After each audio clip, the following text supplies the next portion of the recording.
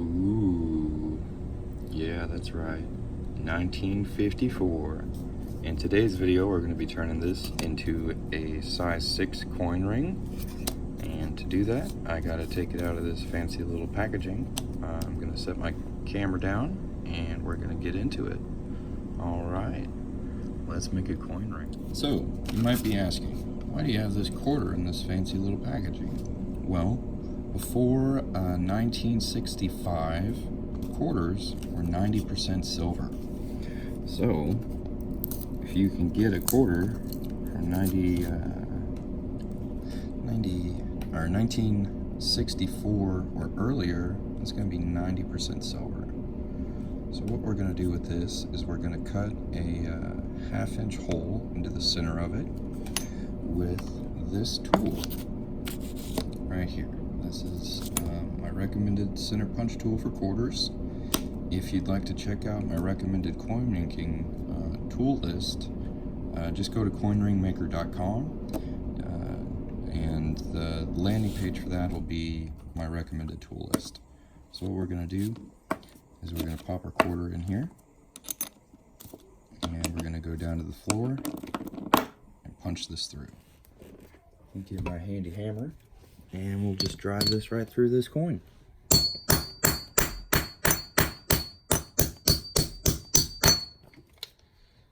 And this likes to stick in here, so let me show you how I get it. Here is my 1-ton arbor press, and what we're going to do, get this set up for you, is I'm just going to use a smaller punch, and I've got this tool turned upside down on here, and I'm just going to push this punch out with the smaller punch.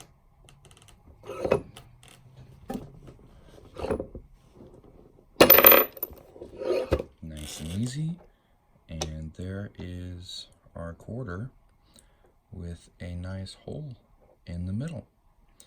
Now what I'm going to do is deburr the inside because it's kind of sharp, and we'll just smooth that up a bit, and I'm going to do that over like a tin so I can collect the silver as I do it.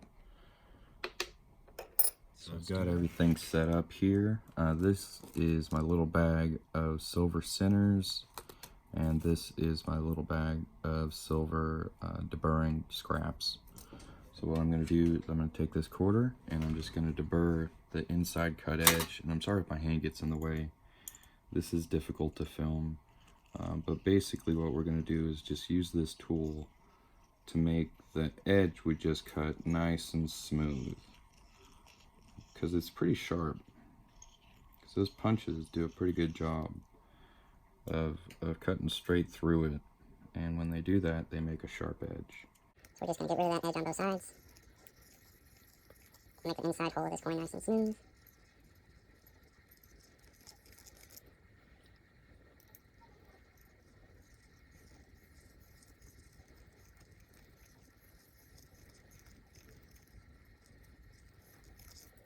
Alright. Looks pretty good. Now we're going to do our first fold.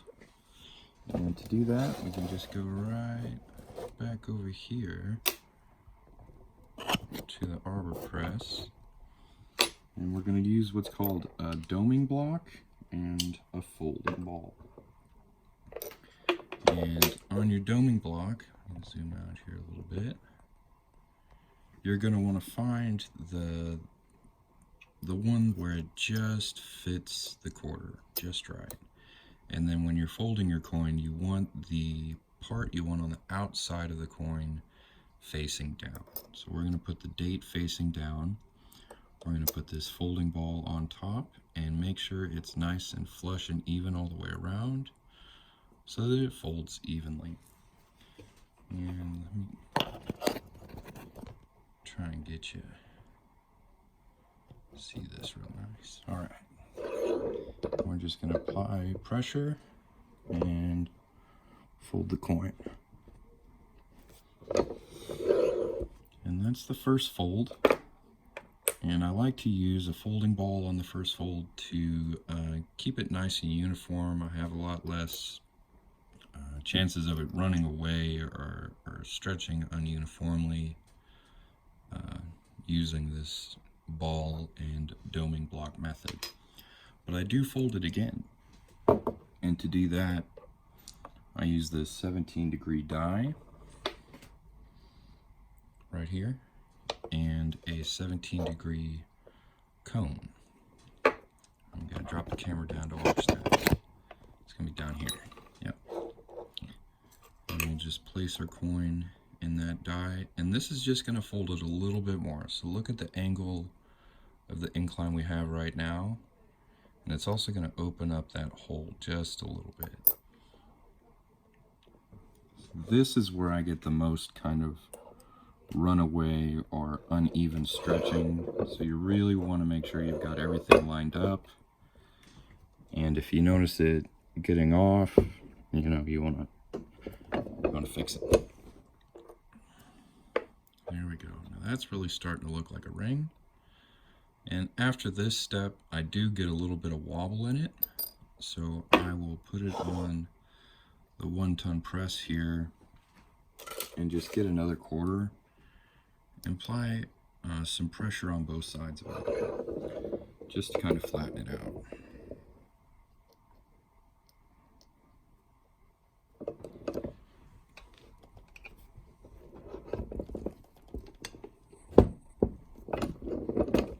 Do that, and then I'll flip it over and do the same thing to the other side.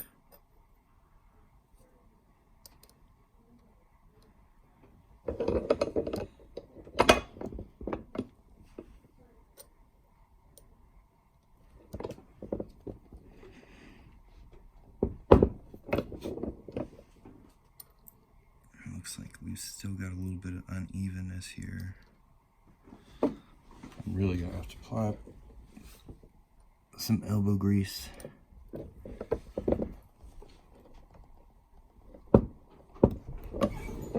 Okay, so I couldn't quite get the leverage I wanted with it down here. So I brought it up onto my curbing block and I positioned the ring where there's nothing underneath it but a flat surface. And I'm going to go ahead and try and push this down again.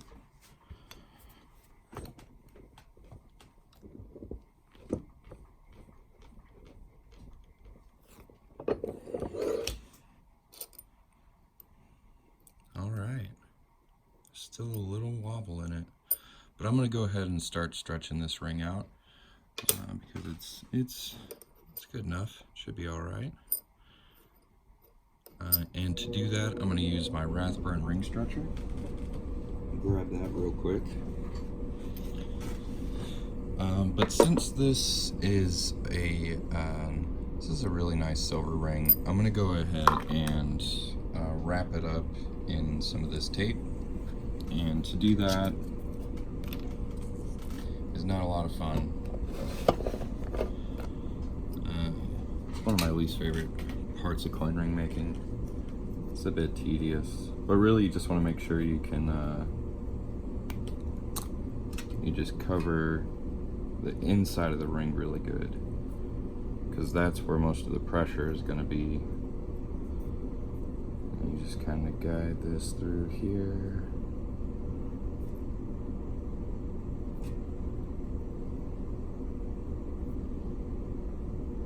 And just wrap it around.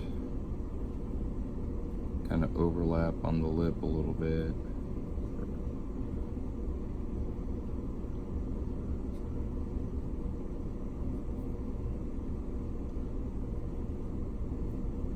I'm sorry if I'm not catching this. This is hard to, I gotta focus on the tape and taping.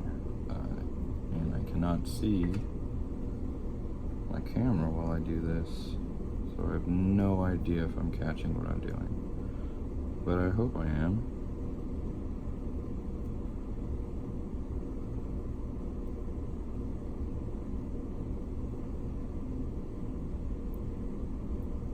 There we go. Alright, and I'll just give you a look at what I've got so far. You see how the outside and the inside are nice and covered, and it's kind of overlapping each time. We don't have any open spaces on there. And this is just to protect the detail of the coin, as we're stretching it out. And you can use more than one piece of tape. I usually do.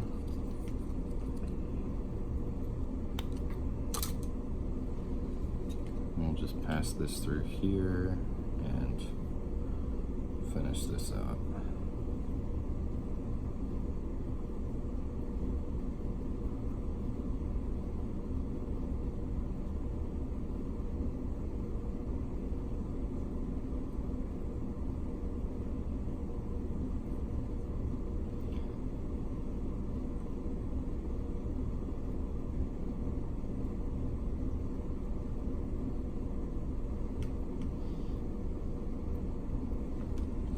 Looks pretty good. Next step is to put it on the ring stretcher. And this hole right here is just small enough if you squish these spines together that it'll fit on there. So that's what I'm going to do.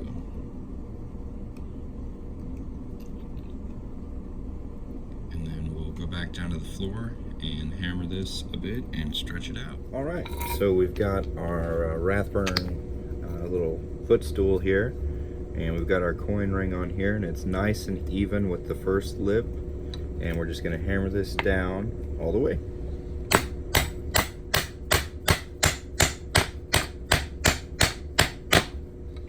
And then you just hammer out the thing on the other side to get it back out. And pull this out, squeeze these together and move it down to the next rung, and stretch it one more time.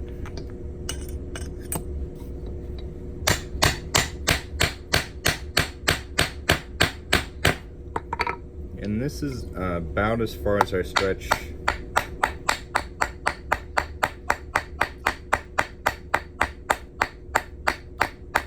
Get out of there.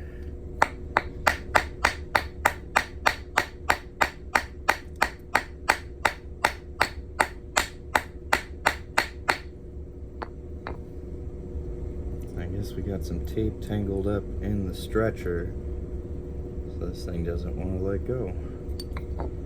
Man. There we go. I've never had that happen to me before. Alright, so there's our ring, and like I was saying, I usually stretch at least down to the second rung. That'll set you at a ring size about a 9, and then you can reduce down to there.